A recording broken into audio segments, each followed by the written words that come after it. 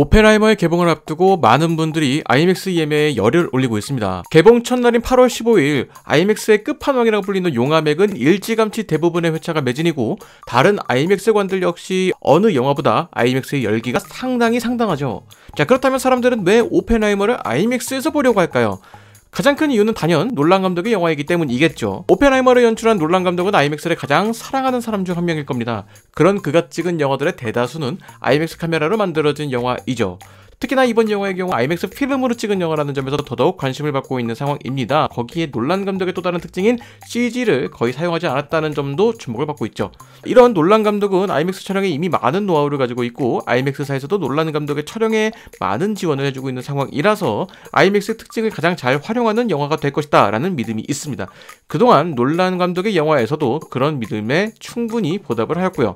그래서 아이맥스에 관심이 있는 분들이라면 아이맥스의 풀 스펙을 모두 즐길 수 있는 기회이기 때문에 이번 기회를 놓치지 않으려고 하는 것입니다. 날이면 날마다 오는 기회가 아니기 때문이죠. 그렇다면 다시 처음의 질문으로 돌아가서 영화 오펜하이머를 꼭 아이맥스에서 봐야 하는가에 대한 답변을 좀 해보자면 저는 반반이라고 생각을 합니다. 자, 우선 긍정적인 면을 이야기를 해보자면 아이맥스관에서 개봉하는 아이맥스 영화 중에서 의외로 아이맥스를 제대로 지원하지 않는 영화가 생각보다 많이 있습니다. 흔히 DMR이라고 하는데 대부분의 아이맥스관의 비율은 1.9대 1의 비율을 가지고 있습니다. 그런데 카메라로 촬영되는 영상들의 대부분은 TV 화면의 비율이 16대 9의 비율과 비슷한 비율로 촬영이 됩니다. 2.35대 1의 비율을 사용하더라도 원본 영상은 16대 9고 그 영상을 크롭하여서 사용하는 것인데 이는 카메라의 센서 크기 때문에 그렇게 되는 것인데 어려운 이야기는 다 제쳐두고 쉽게 말하자면 다수의 아이맥스 상영관에서 사용되는 1.9대 1의 비율은 일반 영화에서 자주 사용되는 1.85대 1의 비율과 상당히 비슷한데 다수의 카메라는 기본적으로 해당 비율로 촬영을 하기 때문에 아이맥스 상영을 의도하지 않더라도 아이맥스 카메라로 촬영을 하지 않더라도 편집 과정에서 해당 비율로 확장할 수가 있다는 겁니다. 그렇기 때문에 아이맥스 비율은 지원하지만 아이맥스 카메라로 찍은 제대로 된 아이맥스 영화는 생각보다 많지 않다라는 이야기를 하는 것이죠. 그렇지만 놀란 감독의 영화는 기획 단계에서부터 아이맥스 비율을 고려하였고 촬영도 아이맥스 카메라로 진행됐기 때문에 아이맥스의 모든 스펙을 즐길 수가 있는 것입니다. 자, 그렇다면 여기서 한 가지 질문을 더 할 수가 있습니다. 자, 그렇게 많은 아이맥스관 중에서 왜 사람들은 하필 용산에 열광하느냐라는 것이죠. 자, 이는 용산 아이맥스, 용화맥이 다른 아이맥스와 다른 스펙을 가지고 있기 때문입니다. 바로 70mm 필름 아이맥스가 가지고 있는 비율인 1.4대 1의 비율을 지원하기 때문이죠. 자, 기존 아이맥스 화면비보다 훨씬 더 넓은 화면비를 지원하는 것인데 이 화면비를 볼 수 있는 곳이 오직 용산밖에 없다는 것이 영화팬들이 용산으로 향하는 이유가 되는 것이죠. 말 그대로 희소성이 용화맥을 더욱 특별하게 만드는 것입니다. 자, 앞서 말씀드린 것과는 반대로 좀 부정적인 면 이야기를 해보도록 하겠습니다. 사실 평소에 저라면 놀란 감독의 영화는 무조건 아이맥스에서 봐야 된다, 그것도 용화맥에서 봐야 한다 라고 외칠 것 같지만 이번 영화는 일단 예매를 하긴 했는데 조금 망설이다가 결국에는 예매했던 자리 취소를 했습니다. 가장 큰 이유는 이 영화가 전기 영화라는 점입니다. 이전까지 놀란 감독의 영화는 체험의 성격이 강했던 영화입니다. 덩케르크나 테넷 등은 우리가 현실에서 느끼지 못한 새로운 경험을 하기에 상당히 좋은 내용이고 그것을 아이맥스 풀 비율로 즐긴다는 것은 상당히 흥미로운 사실이죠. 하지만 오펜하이머는 볼거리보다는 스토리가 조금 더 중요한 영화가 될 것이다 라는 예상이 많습니다. 거기에 극중에 등장하는 폭발 장면이 CG 없이 만들어졌기 때문에 폭발 장면에 큰 기대를 했다면 실망할 수도 있다라는 시사회 반응들이 꽤 많이 있었습니다.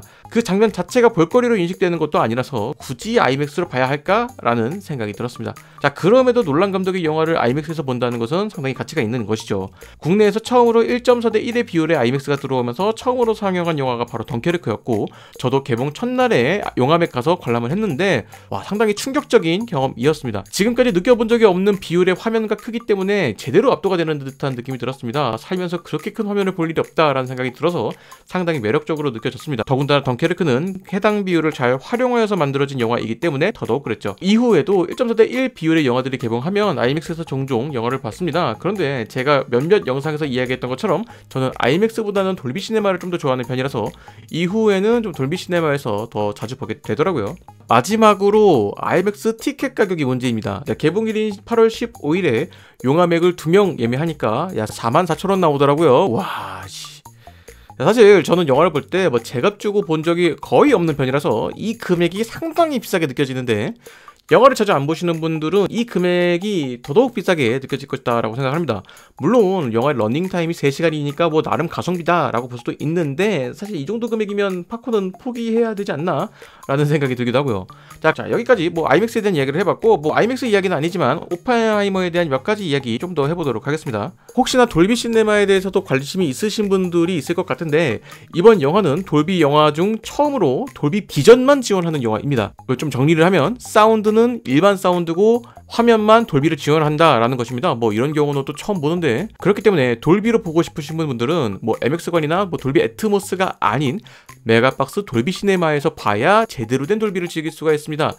MX관이나 돌비 애트모스관이 뭐 상영관 스펙 자체는 좋으니까 일반관보다는 좋긴 하겠지만, 그 상영관에서 나오는 사운드가 돌비 사운드는 아니다 라는 것이죠. 상영관의 스펙을 모두 이용하는 영화는 아니다 라는 것입니다. 사실 크리스토퍼 놀란 감독은 지금까지 워너브라더스와 함께 작업을 해왔습니다. 그러다가 이번 오펜하이머부터 유니버셜 스튜디오와 함께 작업을 하게 되었는데, 그 이유가 아주 놀란 감독다운 이유가 있습니다. 과거 워너브라더스는 팬데믹 시국의 자사의 OTT인 HBO 맥스에 극장 동시 개봉을 한 적이 있었는데, 당시엔 놀란 감독이 이에 대해서 큰 비판을 한 적이 있습니다. 그리고 이후에 놀란 감독은 워너브라더스와 이별을 하고 유니버셜과 작업을 하게 된 것이죠. 자, 그래서 그런 것인지 이번에 오펜하이머의 마케팅에 상당한 힘을 쏟는 것 같다라는 생각이 들었습니다. 뭐 한국 예능에도 출연하고 이전과는 다른 행보를 보이는 것이 놀란 감독에 대한 환영 인사를 하는 것이 아닐까 하는 생각이 드네요. 놀란 감독은 CG를 거의 안 쓰는 것으로 유명합니다. 특히나 이번 영화에서는 CG가 들어간 장면이 단 한 장면도 없다라는 이야기를 했죠. 사실 이는 놀란 감독의 고집에서 비롯된 뭐 특징이기도 하지만, 특히나 오펜하이머의 CG를 사용하지 않은 이유는 오펜하이머가 필름으로 촬영이 되었기 때문입니다.